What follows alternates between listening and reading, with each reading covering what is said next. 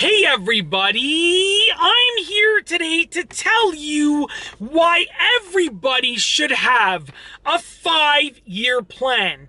I've met many people and I've talked to many people about life success and motivating yourself to succeed in life.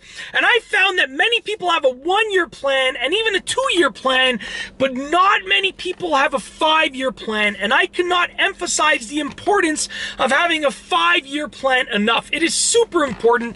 And I'm going to tell you why it's important and why everybody should have a 5-year plan of what they want to accomplish in the next 5 years. All right, let's get right to it. So first and foremost, I don't remember where I heard this from because I watch a lot of motivational videos and motivational content from a lot of big entrepreneurs and people that have succeeded in life. But I heard this from one of them where they said that most people actually overestimate what they can do in like a year to 2 years, but underestimate what they can do in 5 years. So by setting your 1-year or 2-year plan, you're going to set this plan that overestimates what you can do. And I believe in setting big goals that are practically unachievable. So I kind of agree with that. But you're going to go for a year or 2 years and you're going to realize that you didn't hit your goals, okay? But if you fail to set a 5-year plan, you're lacking the exponential growth that can happen that causes people to grossly underestimate what they can accomplish in 5 years, all right? So with most things in life, they kind of compound, okay? And this is especially true with finances. If you've ever heard of the importance of compound interest, or if you've ever learned about the importance of compound interest, you'll know that if you invest a certain amount of money today with compound interest over the next 50 years, it can grow insanely, because it's going to be huge because of the compounding effect. Now, this is not only true with finances, it's true with everything. If you're talking about starting a YouTube channel, the growth is like this, and I hope this ends up looking proper to you, but it starts off really slow and then just skyrockets. If you're starting an Instagram account, if you're starting any social media account, it works in the same way. If you're starting a business, it starts off so slow and then skyrockets year 4, 5 through 10 through 20, whatever the case is. In relationships, they start off very slow because you're learning about each other, you know, any kind of relationship, but then they actually compound and become much better after 3 to 5 years. So that's why it's important to set a 5-year plan, because if you set a 5-year plan, you'll realize when you get to like year 3, year 4, you're going to say, wow, I'm actually on track to just go way past my 5-year plan. By year 5, I'll be where I thought I was going to be at year 10. You're going to double your goal of a 5-year plan. And it's also important because it really puts things into perspective for you. If you set a 1-year plan and you have a quarter that wasn't too great, okay? That's a quarter of the entire plan that's gone down the drain, okay?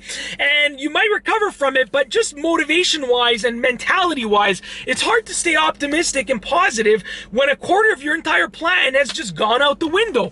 Instead, if you set a 5-year plan, even if you have a bad year, that's only a fifth of the entire plan, and the chances of you having a whole bad year are slim to none. You might have a bad week, a bad day, a bad month, a bad quarter of a year, but the chances of you having a bad year are like slim to none. So if you look at the chance of having a bad quarter, that's 1/20th of your 5-year plan, and the chance of you even having a bad quarter are very slim. So with that being said, it's important to make a 5-year plan because you're going to really actualize your huge goals that you've set. You're going to really try and make it happen. It's as simple as that. By having a 5-year plan, you set these huge goals, and you'll realize by year 3, year 4, that those goals are tiny because you're on track to just absolutely go way past them. And that's why everyone should have a 5-year plan. It really puts into perspective the idea of having a huge goal that you'll definitely, hopefully you'll accomplish, right? If you work hard enough for it, you know, the chances are very, very high, very good that you'll accomplish that goal and you'll actualize on what you want to achieve. It's as simple as that.